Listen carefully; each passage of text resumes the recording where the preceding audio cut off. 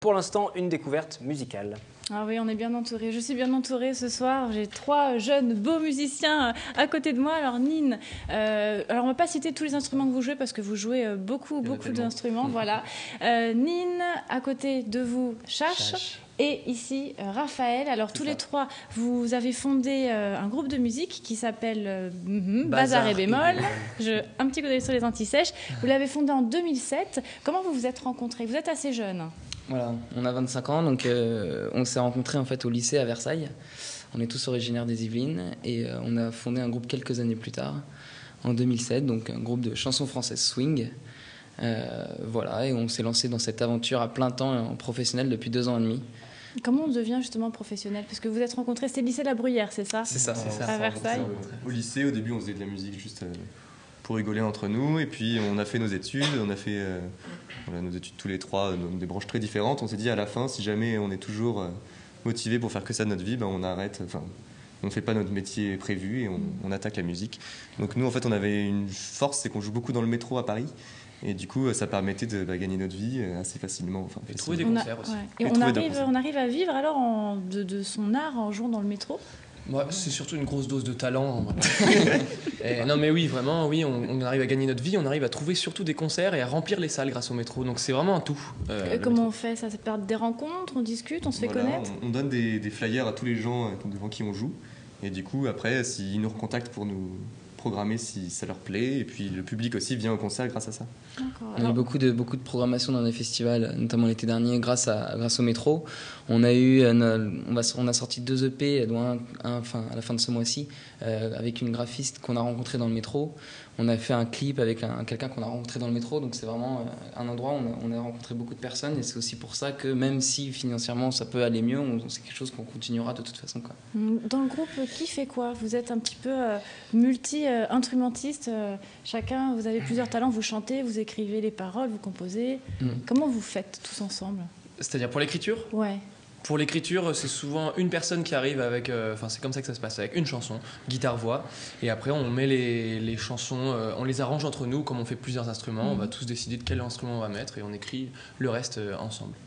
Ça va, ça se passe bien l'entente? S'il y a pas... Difficile. Ça se passe super bien. Ils sont un peu jaloux parce que je suis le plus beau du groupe, donc c'est le petit problème qu'on a au quotidien. Mais sinon, ouais, ça se passe bien. Ça fait longtemps qu'on est ensemble. On est des amis à la base, c'est ça notre force. On n'est pas des musiciens qui sont trouvés pour faire un groupe. On est des amis. Vous n'êtes pas un boys band.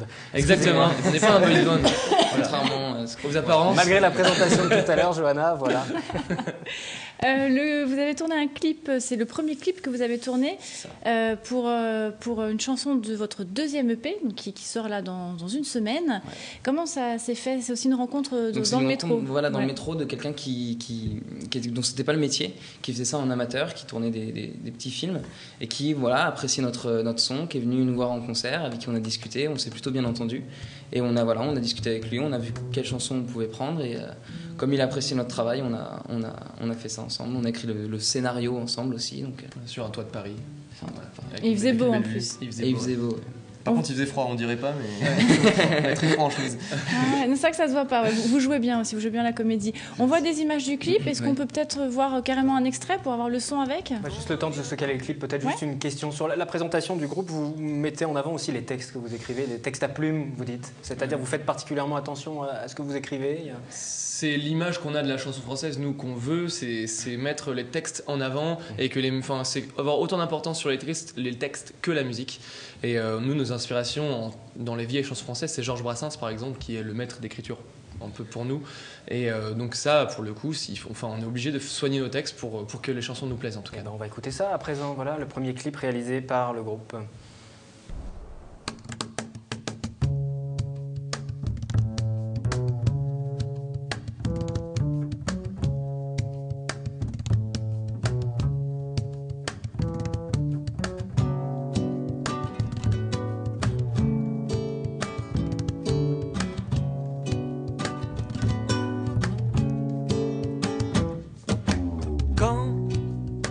On revient d'un plus loin, on revoit l'avenir, des anecdotes en plein, dans le coin du sourire. Est-ce que vous avez l'heure, monsieur de mon pays? J'ai dû la perdre dans l'air. en volant vers Paris.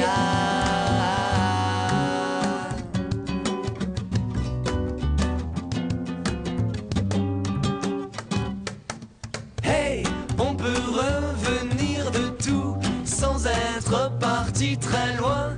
On peut revenir de loin sans être parti du tout. La,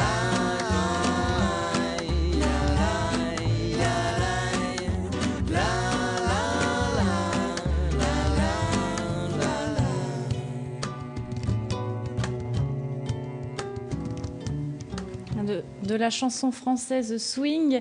Les paroles sont importantes. Quelles sont les thématiques que vous abordez dans vos chansons?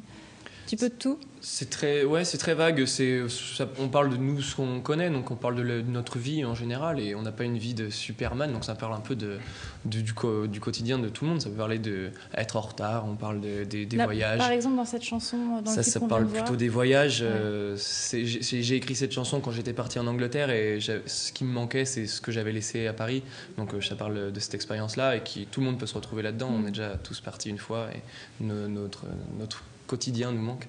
Il y a aussi un petit peu d'humour dans vos paroles, parce que sur votre site internet, quand on lit votre biographie, c'est écrit dans un style assez comique, assez léger. On retrouve ça dans vos paroles? Moins dans les paroles, c'est vraiment plus... nous sur scène, on aime bien faire des blagues, on aime bien, même dans le métro aussi, beaucoup aussi pour attirer l'attention, faire des jeux de scène, des blagues, mais par contre dans les textes, on aime bien les textes plus sérieux, plus poétiques. Vous parliez de Brassens tout à l'heure, il y a d'autres artistes qui vous ont influencé, peut-être plus modernes. Nous, quand on s'est rencontrés au lycée, à l'époque, on écoutait beaucoup de chansons. Donc c'était tous les piliers du renouveau de la scène française de cette époque-là. Donc c'était plus, on écoutait beaucoup de La Requête à nous, par exemple, Mano Solo, Les Oques de Barbac, j'en oublie sans doute. Les Blaireaux de Ravel. Les Blaireaux de Ravel, enfin voilà, beaucoup tout ce mouvement-là. Et on a évolué, donc, puisque ça fait de nombreuses années qu'on se connaît, et on est beaucoup plus diversifié, en tout cas aujourd'hui dans notre écoute et dans nos styles de musique. Et on écoute beaucoup plus de rock, on est très influencé par le jazz aussi, même ça peut aller jusqu'à la funk. Donc du coup, on essaye, nous, d'intégrer ces styles-là et ces choses qu'on écoute aujourd'hui dans nos arrangements, et en gardant la trame de la chanson française et du texte qu'on essaye de bien écrire avec ces arrangements-là de différents styles, quoi. Et là, ça se ressent dans votre deuxième EP, à la différence du premier. Il sortira, donc ce sont 6 titres, autoproduits, et il sortira dans une semaine, c'est ça? On pourra le télécharger ensuite sur les sites de téléchargement légal, bien sûr. À peu près pareil. Sans doute illégal aussi, je pense. Mais Ah oui, non, c'est pas bien, il faut pas. Alors par contre, il est déjà en écoute sur Internet. Ouais. C'est le CD physique qui lui sort dans une semaine. Sur votre site internet, on peut l'écouter, l'album, sur votre site? On va le faire bientôt. Quelques jours, c'est mis en ligne. Voilà, il y a un site qui s'appelle Noomies, où on a un Noomies, noomies.fr/bazar et bémol. Là, on peut écouter les nouvelles chansons. Sur notre site internet, bazaretbémol.fr, pas encore, mais dans quelques jours. Des prochaines dates de concerts, peut-être? Ouais, alors on joue vendredi prochain, donc à Savigny-sur-Orge, à la MJC, dans l'Essonne. Donc on joue avec le groupe Grêle et le Bal des Trépassés, donc pour une soirée chanson française. Nous, toute l'année, on joue à Paris tous les jeudis impairs, en fait, dans un bar qui s'appelle le Hideout La Station, qui est à Gare du Nord, juste à côté du métro.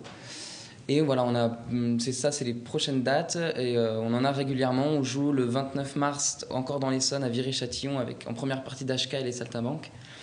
On joue aussi avec les Fouteurs de Joie en avril à Gentilly. Donc, on a beaucoup de dates, on joue 1 à 2 fois par semaine. Il y a tout sur Facebook, tout sur notre site internet, tout sur Noomies. Donc voilà, il faut aller voir nos interfaces internet pour découvrir tout ça, quoi. Merci à Bazar et Bémol, donc aux 3 musiciens, compositeurs, interprètes, chanteurs, multitalents, d'être venus sur le plateau. On fait une petite pause avec un autre groupe, Johanna. Oui, on va rester dans la musique, mais on change de style avec l'électro. Je ne sais pas si c'est un peu votre domaine aussi, ou peut-être vous y viendrez un jour. On va rencontrer un groupe qui s'appelle Make the Girls Dance. Ils se produiront dans les Yvelines. Voilà, ils ont 2 dates en février. On les rencontre, ils sont très sympas d'ailleurs.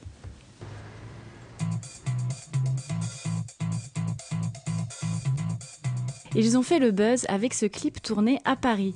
Une anecdote qui s'est transformée en succès pour le groupe électro Make the Girl Dance. On avait fait un truc un peu pour rigoler.